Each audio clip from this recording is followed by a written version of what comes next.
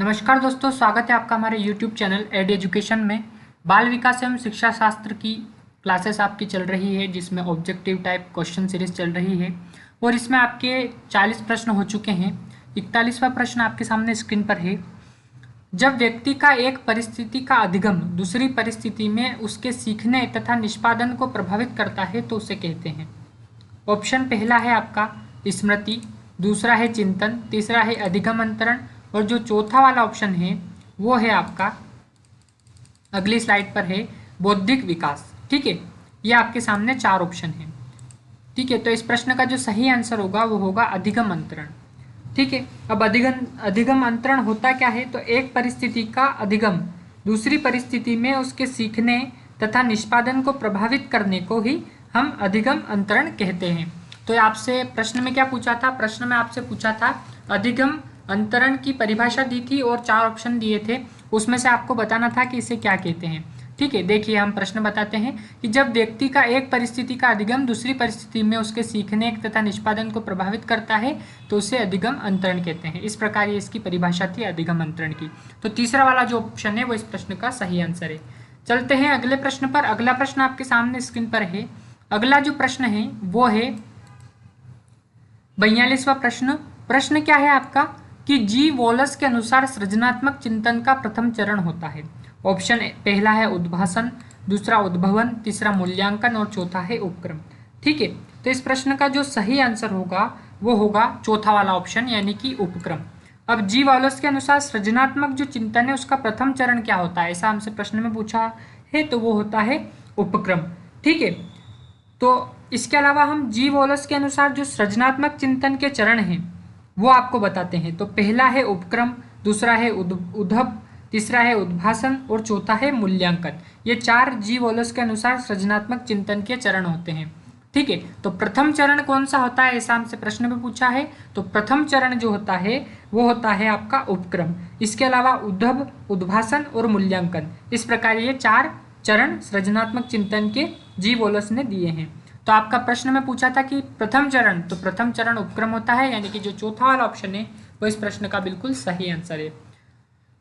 अगले प्रश्न को देख लेते हैं। अगला प्रश्न आपके सामने स्क्रीन पर है। अगला जो प्रश्न है वो है कि रिक्त स्थान ने प्रयत्न व भूल के सिद्धांत का प्रतिपादन किया था। हेगाटी, पावलोव, थार्नडाइक या फिर रॉस। ठीक है, तो हमसे क्या पूछा है कि रिक्त स्थान ने प्रयत्न व भूल के सिद्धांत का प्रतिपादन किया था, तो किसने किया था ऐसा हमको बताना है। तो थार्नडाइक जो है, यानी कि जो तीसरा वाला ऑप्शन है वो इस प्रश्न का सही आंसर होगा कि थार्नडाइक ने प्रयत्न व भूल के सिद्धांत का प्रतिपादन किया था। ठीक है, और यह प्रयोग किस पर हुआ था? तो यह प्रयोग हुआ था बिल्ली पर। और कब किया गया था? तो इस प्रयोग को किया गया था 1898 में। ठीक है, तो आपका 2 प्रश्न यहाँ से और क्रिएट हो जाते हैं कि थार्नडाइक ने प्रयत्न व भूल के सिद्धांत का प्रतिपादन किया, ये तो हमारा प्रश्न है स्क्रीन पर। इसके अलावा थार्नडाइक ने प्रयास व भूल के सिद्धांत का प्रतिपादन कब किया? तो 1898 में किया। और यह प्रयोग किस पर था, किस पर किया था? तो बिल्ली पर किया था। ठीक है, तो अपना जो 43वां प्रश्न है जो सामने स्क्रीन पर है उसका आंसर थार्नडाइक होगा। अगले प्रश्न पर चलते हैं। अगला प्रश्न आपके सामने स्क्रीन पर है। अगला जो प्रश्न है, अगला प्रश्न है, अगली स्लाइड पर इसके ऑप्शन है और प्रश्न एक ही स्लाइड पर है। व्यक्तित्व व्यक्ति के अंतर्गत उन मनोशारीरिक गुणों का गतिशील संगठन है जो पर्यावरण में उसके अपूर्व समायोजन को निर्धारित करते हैं। उक्त परिभाषा देने वाले हैं। यह परिभाषा है जो प्रश्न में पूछी है और इसको देने वाले कौन हैं? ठीक है, ऐसा हमसे पूछा है। तो 4 ऑप्शन है। पहला है एस प्रायर, दूसरा है मेलमन, JW आल्पोर्ट तीसरा ऑप्शन और JE डेशिल चौथा ऑप्शन। तो इस प्रश्न का जो सही आंसर होगा वो होगा JW आल्पोर्ट। ठीक है, JW आल्पोर्ट ने परिभाषा दी। परिभाषा एक बार और हम देख लेते हैं स्क्रीन पर। हमारी स्क्रीन पर पिछली स्लाइड में ये परिभाषा थी। ठीक है, और इसके ऑप्शन अगली स्लाइड पर हमने ले लिए हैं।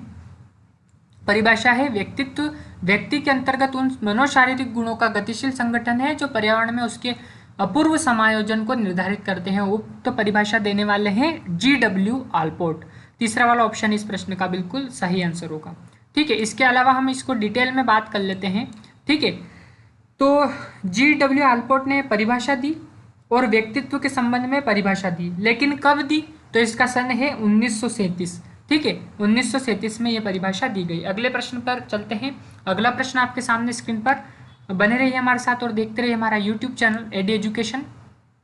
बिल्कुल फ्री पीडीएफ हम आपको उपलब्ध कराएंगे इसकी, चाइल्ड डेवलपमेंट एंड पेडागोगी की।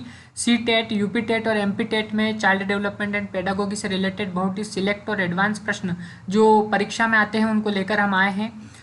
और आपकी क्लासेस लगातार चल रही है, पिछली 4 क्लास हो चुकी है, ये 5वीं क्लास है। ठीक है, 45वां प्रश्न आपके सामने स्क्रीन पर है। इससे पहले 40 प्रश्न हो चुके हैं। ठीक है, और 41 से लगा के 50 तक के आज की क्लास में हम प्रश्न करेंगे। तो 45वां प्रश्न आपके सामने स्क्रीन पर है। सीखने में पलायन आधारित है। ऑप्शन ए है नकारात्मक पुनर्बलन पर, बी है सकारात्मक पुनर्बलन पर, तीसरा है विलंबित पुनर्बलन पर और चौथा पुनर्बलन की निष्क्रियता पर। इस प्रकार से आपके 4 ऑप्शन हैं। तो इस प्रश्न का जो सही आंसर होगा वो होगा नकारात्मक पुनर्बलन पर। ठीक है, सीखने में जो पलायन है वो नकारात्मक पुनर्बलन पर आधारित है, यानी कि जो पहला वाला ऑप्शन है वो इस प्रश्न का बिल्कुल सही आंसर होगा। इसका उदाहरण हम यदि दें तो उदाहरण से समझें इसको। तो यदि विद्यालय में बच्चों को कठोर दंड दिया जाता है तो वो विद्यालय कभी कभी अथवा नहीं आते हैं, मतलब कभी कभी आते हैं या फिर आते ही नहीं हैं। तो सीखने में पलायन आधारित है तो नकारात्मक पुनर्बलन पर, पहला वाला ऑप्शन है इस प्रश्न का सही आंसर है। चलते हैं अगले प्रश्न पर। अगला प्रश्न देख लेते हैं। इसकी फ्री पीडीएफ जैसे ही 100 प्रश्न होते हैं हमारे टेलीग्राम चैनल, जिसकी हर वीडियो के डिस्क्रिप्शन में हम लिंक दे रहे हैं, वो आप ज्वाइन कर लीजिए। पुरानी पीडीएफ भी आप वहाँ से प्राप्त कर सकते हैं।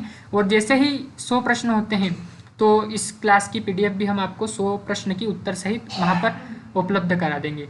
46वां प्रश्न आपके सामने स्क्रीन पर है। भाषा का वह घटक जो ध्वनि की गति के अनुक्रम संचालन एवं उसकी रचना से संबंधित नियम की चर्चा करता है, उसे क्या कहते हैं? व्याकरण, अर्थ विज्ञान, स्वर विज्ञान या इनमें से कोई नहीं। तो इस प्रश्न का जो सही आंसर है वो है स्वर विज्ञान, यानी कि जो तीसरा वाला ऑप्शन है वो इस प्रश्न का सही आंसर है। स्वर विज्ञान की परिभाषा भी है कि भाषा का वह घटक जो ध्वनि की गति के अनुक्रम संचालन एवं उसकी रचना से संबंधित नियम की चर्चा करता है, उसे स्वर विज्ञान कहते हैं। तो ये स्वर विज्ञान की परिभाषा भी हो गई और आपका इस प्रश्न का आंसर है तीसरा वाला ऑप्शन, स्वर विज्ञान। अगले प्रश्न पर चलते हैं। अगला प्रश्न आपके सामने स्क्रीन पर है। अगला जो प्रश्न है वो है, अगला प्रश्न आपके सामने स्क्रीन पर है। वुडवर्थ के अनुसार स्मृति का आयाम नहीं है। ठीक है, वुडवर्थ के अनुसार स्मृति का आयाम नहीं है, ऐसा प्रश्न है। पहला ऑप्शन है पुनः स्मरण, दूसरा धारण, तीसरा पहचानना और चौथा है तर्क करना। ये 4 ऑप्शन दिए हैं। तो इस प्रश्न का जो सही आंसर होगा वो होगा तर्क करना। ठीक है, यानी कि जो चौथा वाला ऑप्शन है वो इस प्रश्न का आपका बिल्कुल सही आंसर है। अब तर्क करना, ठीक है, ये इसका सही आंसर है। इसके बारे में डिटेल से जान लेते हैं कि स्मरण से तात्पर्य पूर्व सीखे गए विषयों या पाठों को चेतना में लाने में होता है। स्मरण की प्रक्रिया एक जटिल प्रक्रिया होती है जिसमें 4 तरह की उपक्रिया होती है। ये इसके बारे में डिटेल है। और वो उपक्रिया कौन कौन सी होती है वो हम जान लेते हैं। पहला सीखना, दूसरा चारण करना, तीसरा प्रत्याहान और चौथा पहचान करना। ठीक है, तो वुडवर्थ के अनुसार स्मृति का आयाम नहीं है, ऐसा हमसे प्रश्न में पूछा है, 47वां प्रश्न। तो इसका सही आंसर होगा तर्क करना। चलते हैं अगले प्रश्न पर। अगला प्रश्न आपके सामने स्क्रीन पर है। अगला प्रश्न क्या कह रहा है देख लेते हैं। TAT रिक्त स्थान द्वारा बनाया गया था, आल्पोर्ट, रोशाक, मैस्लो या मरे द्वारा। ठीक है, तो TAT परीक्षण का निर्माण मरे द्वारा किया गया था। चौथा वाला जो ऑप्शन है इस प्रश्न का बिल्कुल सही आंसर है। अगले प्रश्न पर चलते हैं। अगला प्रश्न आपके सामने स्क्रीन पर है। अगला प्रश्न जो है वो है लक्ष्य निर्देशित व्यवहार में बाधा आना कहलाता है। ऑप्शन पहला है अभिप्रेरण, दूसरा संवेग, तीसरा कुंठा और चौथा अगली स्लाइड पर ऑप्शन चला गया है आव्रात्मकता। ठीक है, तो इस प्रश्न का जो सही आंसर होगा वो होगा आपका, एक सेकेंड, ये स्लाइड थोड़ी सी हम नीचे कर लेते हैं। तो इस प्रश्न का जो सही आंसर होगा वो होगा कुंठा। जो तीसरा वाला ऑप्शन है वो इस प्रश्न का बिल्कुल सही आंसर है, कुंठा। अब लक्ष्य निर्देशित व्यवहार में जो बाधा आना है वो कुंठा कहलाती है। तो ये कुंठा की परिभाषा भी हो गई आपकी। आज का आखिरी प्रश्न आपके सामने स्क्रीन पर है, लास्ट प्रश्न। लास्ट प्रश्न जो है 50वां, वो है आंख के रंग को कौन सा कारक प्रभावित करता है? आनुवांशिकता, वातावरण, हार्मोन या समाज। ठीक है, तो इस प्रश्न का जो सही आंसर होगा वो होगा आनुवांशिकता, यानी कि पहला वाला जो ऑप्शन है वो इस प्रश्न का बिल्कुल सही आंसर है। आंख के रंग को आंख का जो रंग रहता है उसको आनुवांशिक कारण प्रभावित करते हैं। ठीक है, तो आंख के रंग को कौन सा कारक प्रभावित करता है? तो पहला वाला ऑप्शन आनुवांशिकता इस प्रश्न का सही आंसर होगा। इसी के साथ ही आपके 50 प्रश्न पूरे हो चुके हैं। 50 प्रश्न और जैसे ही होते हैं इस प्रकार 100 प्रश्न होते हैं, उसके बाद हम इसकी PDF आपको प्राप्त करा देंगे। उसके बाद अगले 100 प्रश्नों पर चलेंगे। तो बने रहिए हमारे साथ और देखते रहिए हमारा